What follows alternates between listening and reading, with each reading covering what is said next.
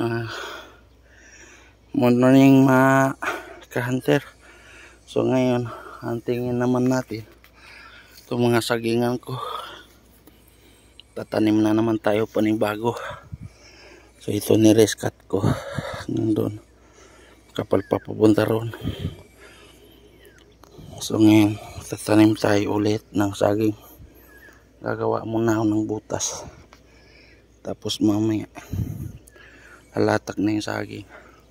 So yan mga kantero, nakaraan ano lang yan, wala pa isang buwan. So makikita nyo, ang ganda na,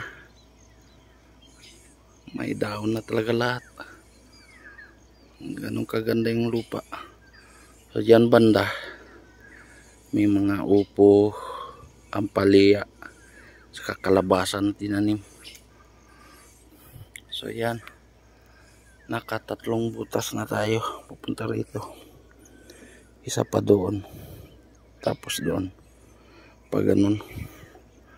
So yung saging na yan, tawag sa probinsya pa saging Pablo at saka yung bunggulan.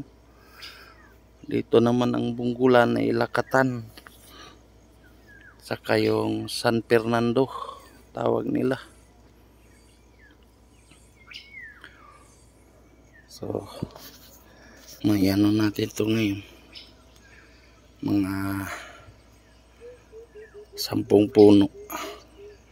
So medyo malapad-lapad na, malilinis pa yan hanggang doon, ayos na sana. So yan mga kanter, ito yung Dionysium, yan naman yung LC2 building. So dito yung lower field, dito sila nagbe-baseball. So sa ngayon ay magtatanim. Kisa naman damo ganito, damo dito parang tubo-tubo, or tawag nila tubuhan.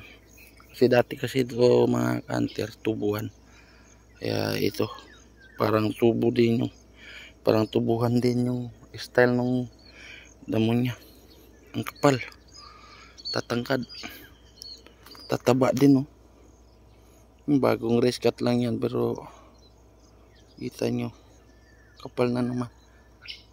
So yun, doon malinis na kasi binubunot natin yung damo paunti-unti na lang.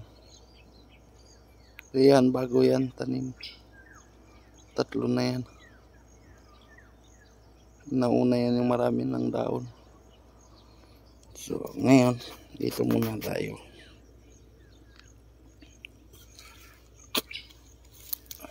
Taron.